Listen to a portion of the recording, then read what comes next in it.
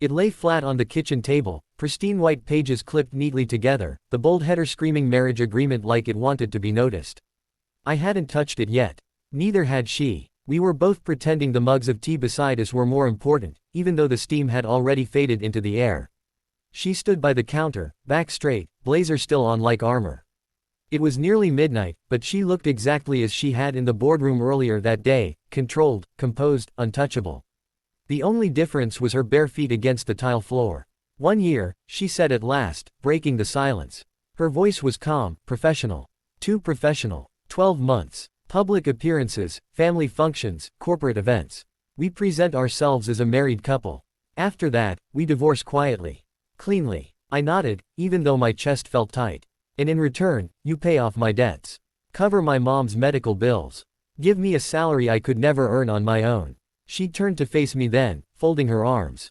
Her eyes searched my face, not like a boss evaluating an employee, but like someone checking for cracks. Yes, she said. That's the arrangement. And the rules? I asked. She hesitated for the first time that night. Just a fraction of a second. Then she reached into her folder and slid one page out, placing it on top of the stack. No emotional attachment, she said. No jealousy. No expectations beyond what we agree to. This is a business decision. Nothing more. I let out a quiet laugh before I could stop myself. It surprised both of us. That's, honestly, the easiest rule you could have added.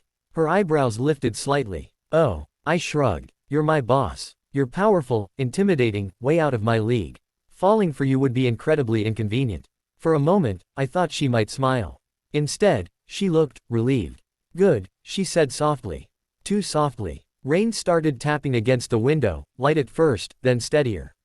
The city outside blurred into streaks of light, the world shrinking until it felt like there was only this kitchen, this table, and the distance between us. She walked over and sat across from me, finally removing the blazer. Without it, she looked different, smaller, human. Tired. I wouldn't ask you this if I had another choice, she said, not meeting my eyes. My board wants stability. A family image. They don't trust a single woman running the company anymore. Apparently, a husband makes me safer. I clenched my jaw. That's ridiculous. She smiled bitterly. Welcome to reality. I glanced down at the contract again. It was insane. A year ago, I'd been worrying about rent. Now I was being asked to marry the most powerful woman I knew. Why me? I asked quietly. She looked up then. Really looked at me. Because you're honest, she said. Because you've never wanted anything from me except your paycheck. And because I trust you. That hit harder than I expected. I picked up the pen. The sound of it scratching against paper felt too loud in the quiet room. When I finished signing, I slid the contract toward her. She stared at my name for a long moment, then signed beneath it with a steady hand. When she set the pen down, she exhaled like she'd been holding her breath for weeks. Thank you, she whispered. Something shifted then. I didn't know how to explain it, only that the air felt different. Charged. You can take the guest room, she said quickly, standing up again, back in control. We'll announce the engagement next week. I'll have my assistant coordinate. Hey, I interrupted gently. She paused. This doesn't have to be cold, I said. I know it's a deal, but we're living together. We can at least be kind. She studied me for a moment, then nodded. Yes, kind. Weeks passed. And somehow, the contract faded into the background. We learned each other in quiet ways, without trying. She took her coffee black but forgot to drink it when she was stressed. I cooked when I was nervous. We started eating dinner together, first out of necessity, then out of habit. Tonight felt like any other night.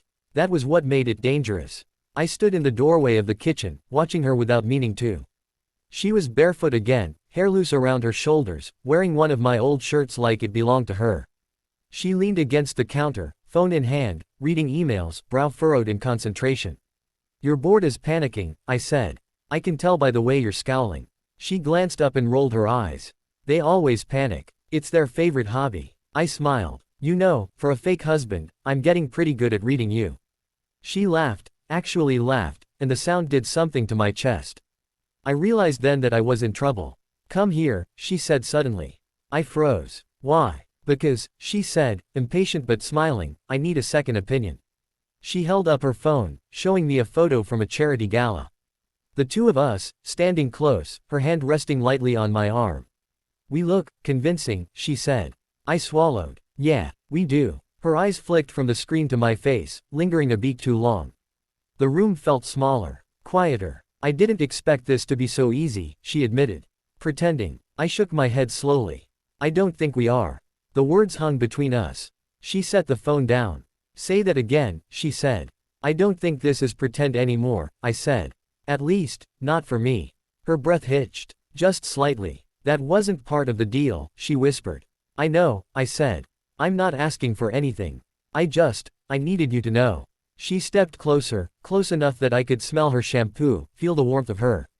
Do you know how dangerous that is? She asked. Yes. Do you know how much it would cost us if this went wrong? Yes. She reached for my hand without thinking. The moment her fingers wrapped around mine, she went still. Slowly, she looked down at our joined hands. Then back up at me. I didn't mean to, she said. I know, I replied. But you didn't let go. Her grip tightened. If this is still fake to you, she said, voice trembling now, tell me now. Please. I stepped closer, lifting her hand to my chest so she could feel my heartbeat.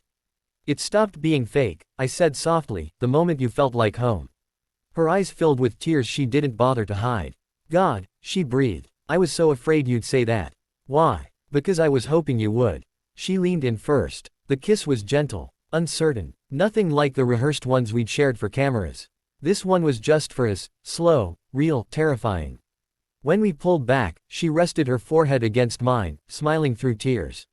1 year, she murmured. And somehow, everything changed in one night. I smiled back. Guess we broke the easiest rule. She laughed softly and squeezed my hand. And for the first time since signing that contract, I knew.